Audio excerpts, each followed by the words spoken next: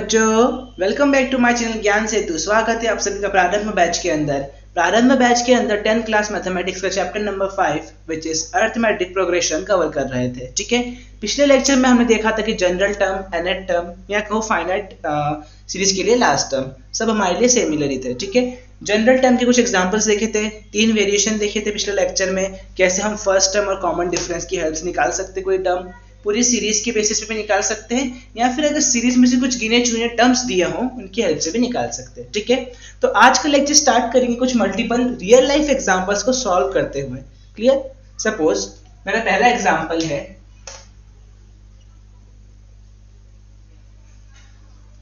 Find the number of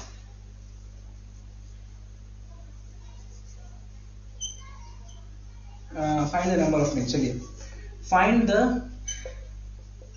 last 2 digit number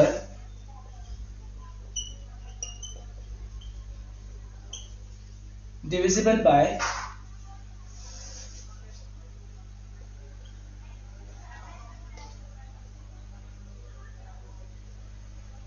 7।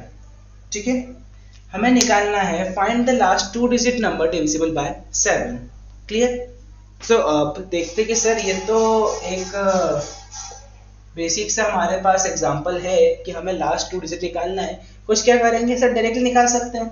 Last 2 digit number निकालना हमें पता है कॉन्सेप्ट। 100 को क्या करेंगे, 7 से डिवाइड कर देंगे, क्योंकि 100 इज द फर्स्ट और मिनिमम 3 डिजिट टर्म। उससे छोटे क्या होंगे, 99 वगैरह लग जाएंगे। तो हम क्या करेंगे, 100 को 7 से डिवाइड कर देते हैं, तो क्या हो जाएगा, 7 बन जा 7, 30 आ जाएगा, 7 4 जा 28, 2 आ जाएगा।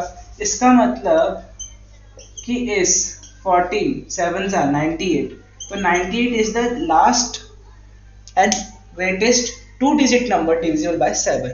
बट इसी को हम एबी की टर्म से भी निकाल सकते हैं। कैसे सर, एबी की हेल्प से कैसे निकालेंगे हम इसको, चलिए वो देखते हैं। ये तो हमने बेसिक सा फॉर्मूला लगा के निकाल लिया था, बट एबी की बात करें तो 7 की टेबल स्टार्ट करेंगे। 7 नेक्स्ट टर्म क्या होगा, 7 की टेबल में 40, नेक्स्ट टर्म क्या होगा 21, नेक्स्ट टर्म क्या होगा 28, ऐसे चलता जाएगा। बिल्कुल सर, ध्यान से देखेंगे हर टेबल एपी में होती है। 7 से 14 में 7 का डिफरेंस, 14 से 21 में फिर 7 का डिफरेंस, 21 से 20 में फिर 7 का डिफरेंस। तो ये बात याद रखिए कि हर टेबल हमारी एपी में होती है। तो हमारा ए की वैल्यू क्या हो गई 7, हमारी डी की भी वैल्यू क्या हो गई 7। ऑब्वियसली बात है, हमें क्या करना है, find the last 2 digit number divisible by 7। Last 2 digit number निकालना है जो 7 से डिविजिबल हो जाए। ठीक है, तो हमारे पास ए है, हमारे पास डी है, लेकिन हमें n नहीं पता।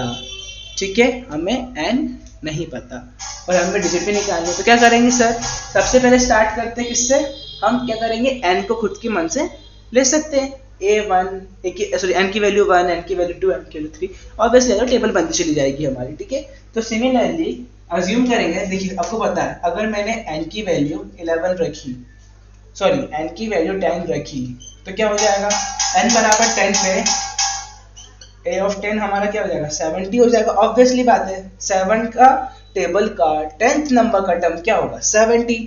तो a की वैल्यू अगर मैंने n की वैल्यू अगर मैंने 10 रखी तो 70 हो गया। तो इसके बाद हम मूव ऑन कर सकते हैं। n की वैल्यू 11 रख के देखिए, n की वैल्यू 12, n की वैल्यू 13, n की वैल्यू 14। हर एक n की वैल्यू के लिए आप हमारे टर्म्स की वैल्यू निकालेंगे और एट लास्ट आपको जाके मिलेगा कि n बराबर 14 पे हमारा आंसर 98 आएगा, which is the largest 2 digit number divisible by 7। ठीक है, तो इस टाइप के कुछ क्वेश्चंस आएंगे हमारे पास एपी के अंदर सॉल्व करने के लिए। क्योंकि एक बेसिक सा एग्जांपल था, हालांकि इसमें एपी इतना ज्यादा यूज नहीं, हमें टेबल आते तो हम टेबल से डायरेक्ट निकाल सकते हैं आंसर, बट स्टिल एपी के कुछ एग्जांपल इस तरीके से आएंगे। ठीक है, एक और एग्जांपल लेते हैं, सॉल्व करते हैं, स्टार्ट करते हैं next question. Next example, find the 11th term from the last. ये काम का है, बस 11th टर्म तो फाइंड करनी है, लेकिन कहां से, हमें लास्ट से फाइंड करनी है। इसका मतलब क्या है कि सर हम स्टार्टिंग से फाइंड नहीं करें, हमें आखिरी से फाइंड करनी है 11th टर्म। ठीक है सर, निकालेंगे। अगर एपी हमारे पास ये गिवन है 10 7 4 से लेकर कहां तक है -62 तक, ध्यान से देखेंगे तो हमें लास्ट टर्म गिवन है, इसका मतलब ये कौन सी सीरीज है हमारी, फाइनाइट सीरीज है। तो फाइनाइट सीरीज के अंदर हमने देखा था सर कि हमें ए तो पता रहता है 10, डी क्या है हमारा, इन दोनों सब्सिक्वेंट टर्म्स को माइनस करेंगे तो डी की वैल्यू -3 होगी। ध्यान रखिए 3 मत लिख देना, आपकी 10 - 7 क्या 3 लिख दिया, नहीं, हमेशा राइट वाले को पहले रखेंगे, लेफ्ट वाले को बाद में, दोनों को माइनस करेंगे। ऑब्वियसली बात है, सबसीक्वेंट टर्म्स माइनस होती है, हमारे पास राइट में से लेफ्ट को माइनस करेंगे, तो 7 में से अगर 10 को माइनस किया तो -3 आएगा। नेक्स्ट लास्ट टर्म गिवन है विच इज -62। क्लियर, ये तीनों चीजें गिवन है हमें। अब हमें पता करना है कि लास्ट से, मतलब बात कर रहे हैं इसकी, यहां से स्टार्ट करेंगे काउंटिंग करना, काउंटिंग करते करते कहीं बीच में 11th टर्म आएगा, लास्ट से काउंट करते हुए हमें उस 11th टर्म की वैल्यू निकालनी है। सर कैसे निकालेंगे, क्या तरीका हो सकता है, देखो दो तरीके हैं, या तो आप पूरी एपी को पलट दो, अगर हम एपी को रिवर्स कर देंगे, ठीक है ना, 2 वे से, मैं यहाँ पे एक लाइन खींच देता हूँ, यहाँ पे यूज करेंगे वे नंबर 1 और यहाँ पे यूज करेंगे हम वे नंबर 2। दो तरीके हैं, एक आप पहले n निकालो, n निकालने के बाद हमें क्या करना है, लास्ट से 11 टर्म निकालनी है, तो n - 11 कर देंगे आप लास्ट से, तो आपको वो टर्म मिल जाएगी। बिल्कुल सर सही बात है। दूसरा क्या है कि सर हम एपी को ही रिवर्स कर दें, इस एपी की सीरीज को उल्टा कर दें, तो उल्टा मतलब 11th टर्म इससे काउंट करनी थी लास्ट से, अब 11th टर्म फर्स्ट से काउंट कर पाएंगे। ऑब्वियसली बात है, उल्टा करेंगे तो सारी चीजें क्या हो जाएगी, लास्ट टर्म हमारी फर्स्ट में चली जाएगी। बिल्कुल, दोनों तरीके हैं सर, ये तो इंटरेस्टिंग क्वेश्चन आ गया हमारे पास, मजे आएंगे। ठीक है, दोनों तरीके हैं, दोनों बेसिस को सॉल्व करते हैं। चलिए तो पहले वे नंबर 1 लेते हैं, जो स्टैंडर्ड तरीका होता है। हम क्या करेंगे, n की वैल्यू फाइंड करेंगे। सर n की वैल्यू कैसे निकालेंगे, क्या तरीका है n की वैल्यू निकालने का, ध्यान से देखते हैं। हमें पता है कि a ऑफ n क्या होता है, a + n - 1d। क्लियर, पिछले लेक्चर का हीरो हमारा इस लेक्चर का भी हीरो रहेगा, जो कि हमारी जनरल टर्म है। तो a ऑफ n क्या है, a + n - 1d। सर हमें a ऑफ n नहीं पता, कोई बात नहीं, बट हमें सर लास्ट टर्म पता है कि लास्ट टर्म है, तो हम a ऑफ n की प्लेस पे लास्ट टर्म रख देते हैं। ऑब्वियसली बात है, अगर लास्ट टर्म को रख देंगे तो पूरी की पूरी सीरीज में जितनी भी टर्म होगी हमें पता चल जाएगा। बिल्कुल सर सही कहा आपने। a की वैल्यू क्या है सर 10, n - 1 ही रखा, d की वैल्यू क्या है सर -3। ये 10 इधर प्लस का है, ये 10 उधर जाके माइनस का हो जाएगा। वाह सर आपने तो जादू कर दिया, कोई जादू नहीं करा, सिर्फ यहाँ से एक डंडी हटाइए, यहाँ लगाइए। ठीक है, इन दोनों को माइनस करेंगे तो क्या आंसर होगा, -62 - 10 विच इज -72। अब इस -72 के नीचे ये -3 आ जाएगा, स्पेस कम है इसलिए मैं सेम प्रोसेस पे रिपीट कर रहा हूँ, आप इसको अलग अलग स्टेप्स में भी कर सकते हैं। और 3 से डिवाइड, 72 को डिवाइड करेंगे 3 से, तो 72 को जब हम 3 से डिवाइड करेंगे तो हमारा आंसर हो जाएगा 24। n - 1 की वैल्यू है कितना 24, तो n की वैल्यू कितनी होगी 24 + 1 विच इज 25। हमें क्या निकालना है सर, 11th टर्म निकालनी है लास्ट से। 25 में से 11 माइनस कर दीजिए, कौन सी टर्म आएगी हमारे पास, 14th टर्म आएगी। तो जब हम 11th टर्म लास्ट से बात कर रहे हैं, इसका मतलब 14th टर्म कहाँ से, स्टार्टिंग से 14th टर्म निकाल दीजिए। तो स्टार्टिंग से 14th टर्म निकालेंगे, चलिए हम बिना पेन के कैलकुलेट करते हैं। 14th टर्म मतलब a + 13d, तो 10 + 13 मल्टीप्लाई -3, -39 + 10 -29, तो a 14th मतलब इसकी वैल्यू 11th टर्म लास्ट से कितना हो जाएगी, -29।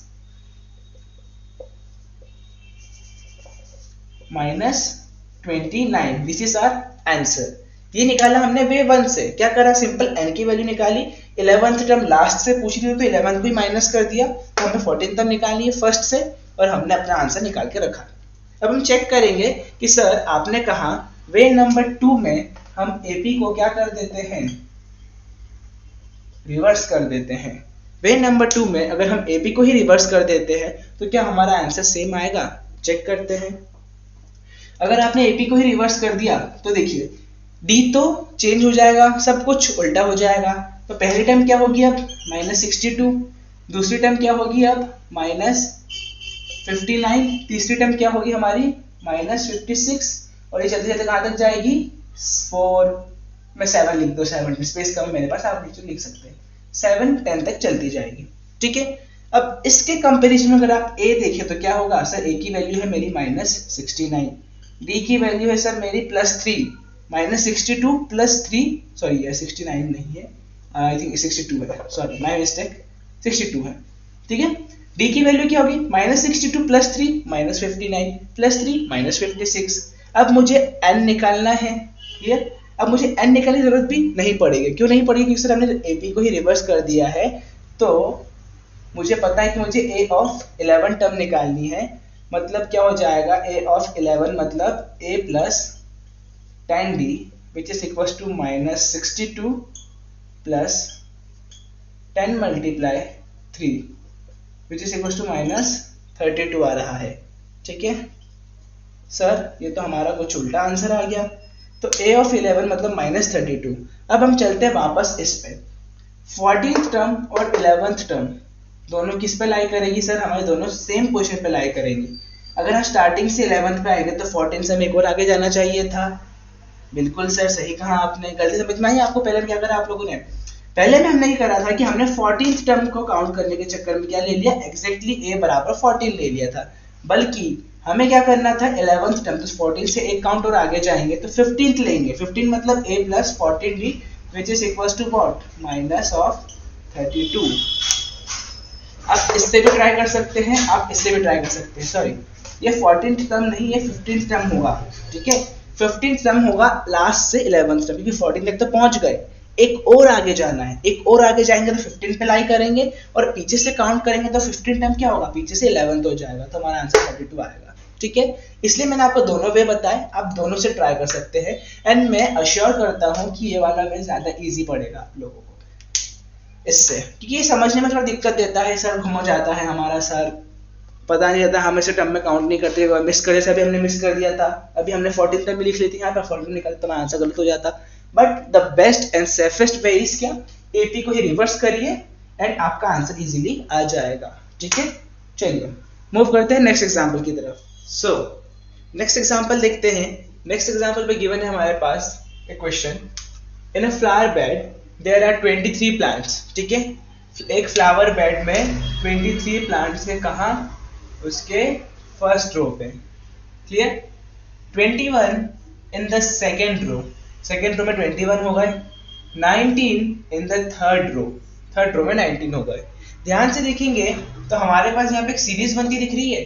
अगर मैं लिख दूं कि फर्स्ट रो में कितने प्लांट थे, 23 थे, नेक्स्ट सेकेंड रो में 21 थे, नेक्स्ट थर्ड रो में 19 थे। सर ध्यान से देखेंगे तो हमें हर एक रो के बीच में 2 का डिफरेंस दिख रहा है। इसका मतलब सर ये सीरीज हमारी किस में है, एपी में बनती दिख रही है, clear. There are 5 rose plant in the last row. अब हमारा कॉन्सेप्ट आएगा लास्ट रो का, जिसको हमने एल लिखा था, क्लियर, लास्ट टर्म था हमारा। तो लास्ट रो में कितने फ्लावर्स है, 5, कितने प्लांट्स, सॉरी कितने प्लांट्स है, 5 लास्ट रो में। So find the total number of रोज, हमें नंबर ऑफ रोज फाइंड करना है। ध्यान से देखेंगे, इस पूरे सिनारियो को समझते हैं।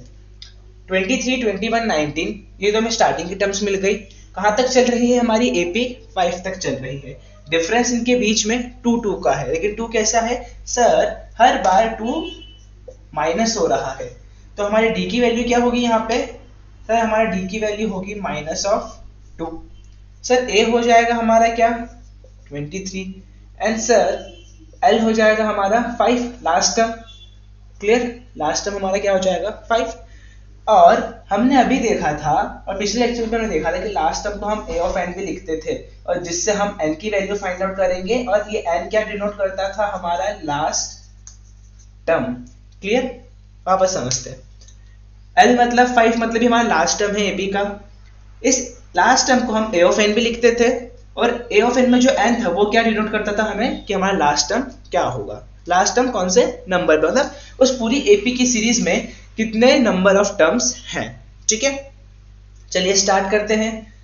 पुराने लेक्चर का हीरो वापस आएगा यहाँ पे, कौन था, a ऑफ n is equals to a plus n minus 1 d, ठीक है।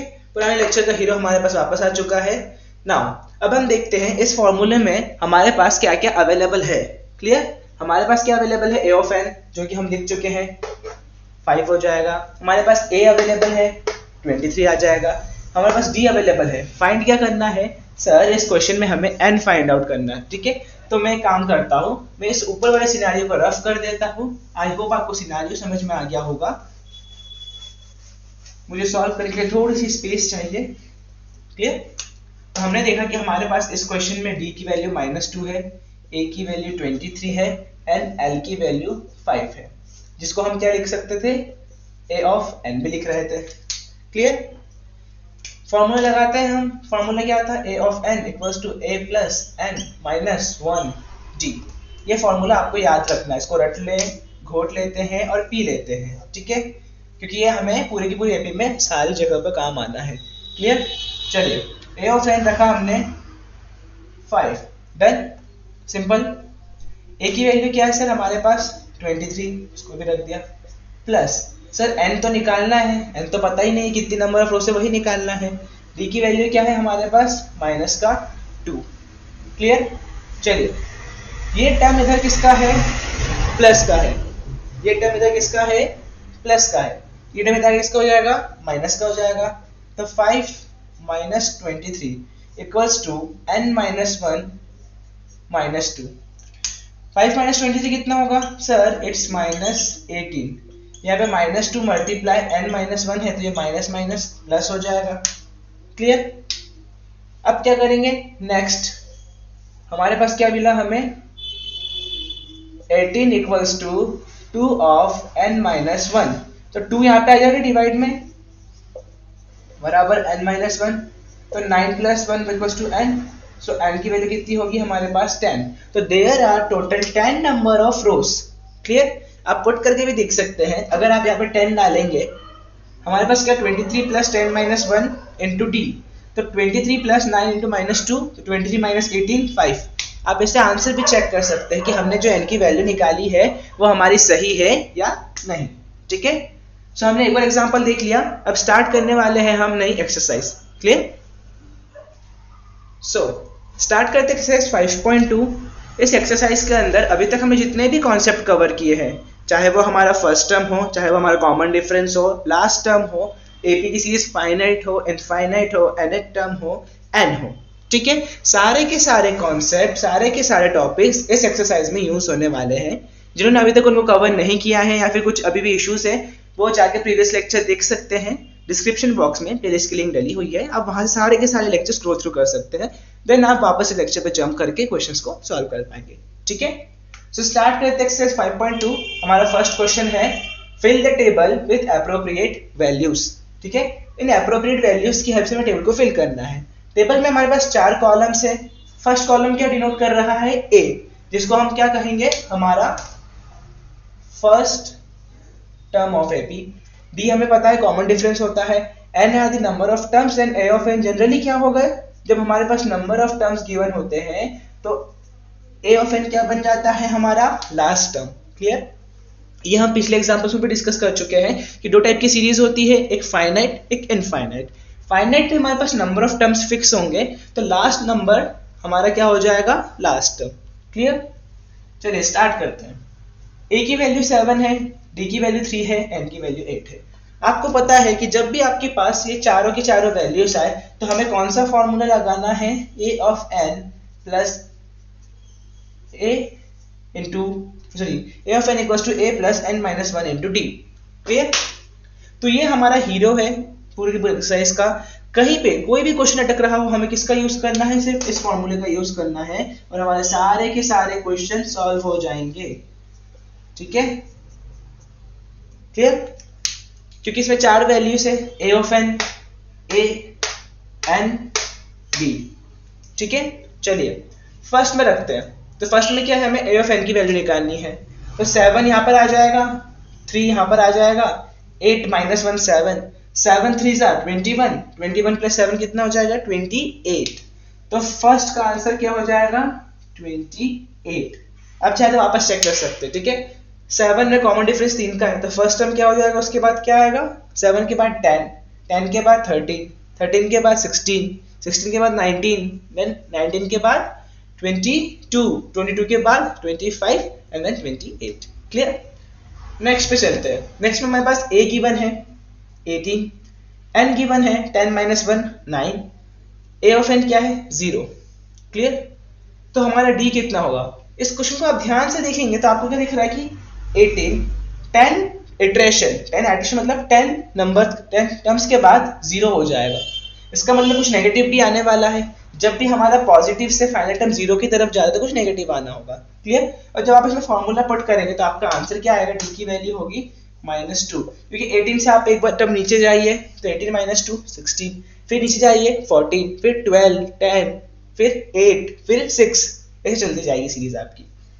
नेक्स्ट में तो हमें a ही निकालना है, तो बेचारा बस a बचा है, पूरे को इसमें से माइनस कर देंगे तो हमारा आंसर आ जाएगा। क्लियर।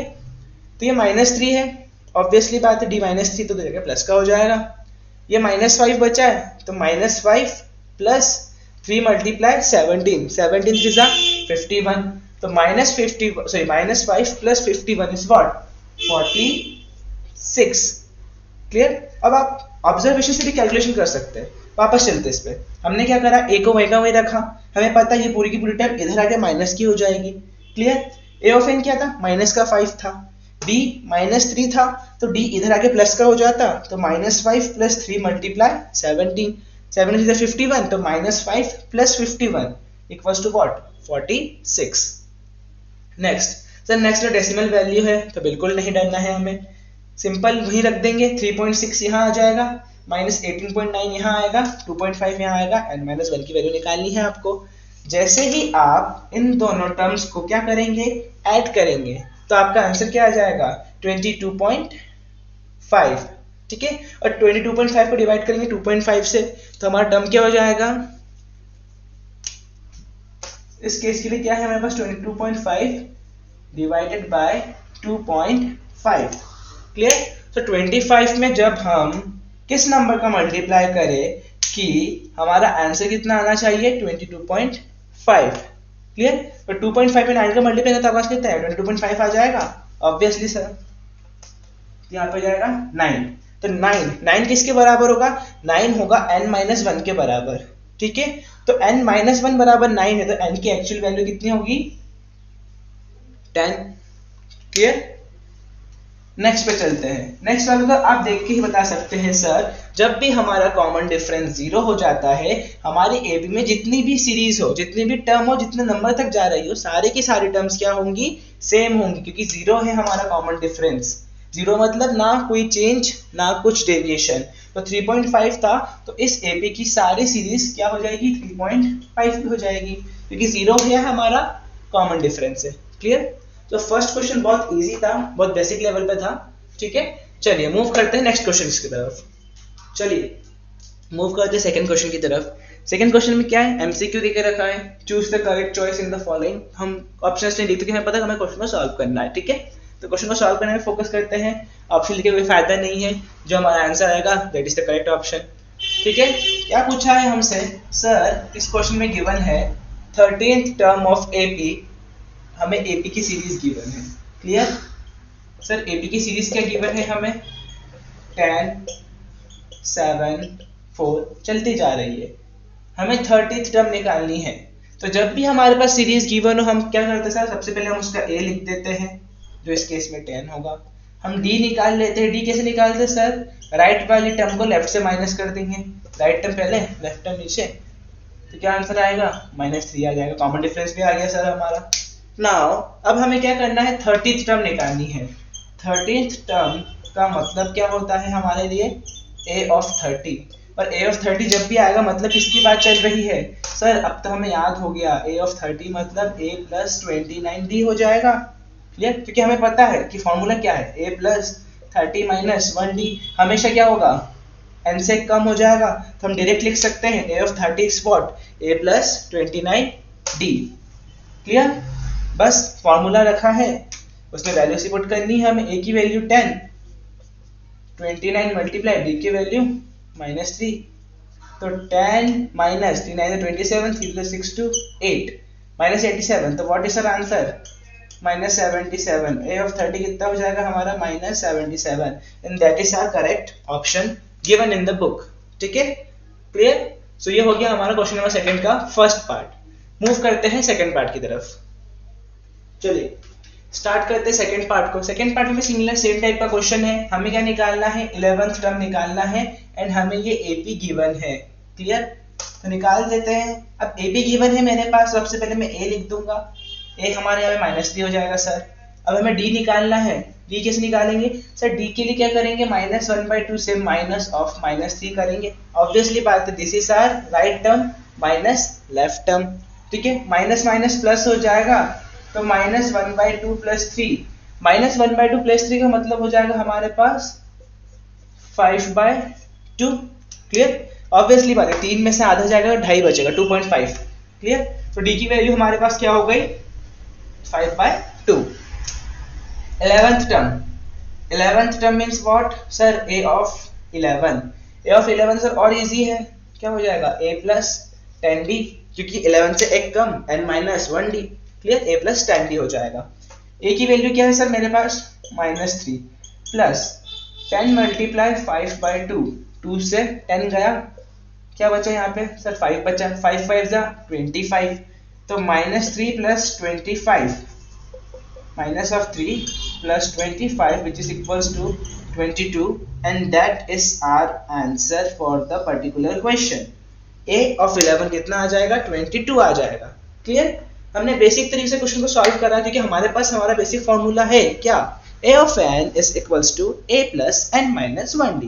हर फॉर्मूला हर क्वेश्चन में कहाँ यूज हो सकता है, किस तरीके से यूज हो सकता है, बस हमें वो फोकस करना है। बाकी वैल्यूज गिवन होगी हमारे पास, फॉर्मूला हमको आता है, हम उसमें पुट करेंगे एंड हमारा आंसर जल्दी निकल जाएगा। ठीक है, क्लियर। सो आज के लेक्चर में बस इतना ही रखते हैं। आज हमने बहुत सारे एग्जाम्पल सॉल्व किए, हमारे हीरो फॉर्मूले a of n = a + n - 1d के बहुत सारे वेरिएशंस देखे, कहाँ किस तरीके से यूज हो सकता है वो देखा, एंड एक्सरसाइज 5.2 के स्टार्टिंग में तो क्वेश्चन सॉल्व किए। सो आज के लेक्चर में बस इतना ही, मिलते हैं अगली क्लास में, सॉल्व करेंगे पूरी एक्सरसाइज को नेक्स्ट लेक्चर में। तब तक के लिए good bye, Jai Hind, Jai Bharat, and don't forget to like and subscribe my channel Gyan Setu.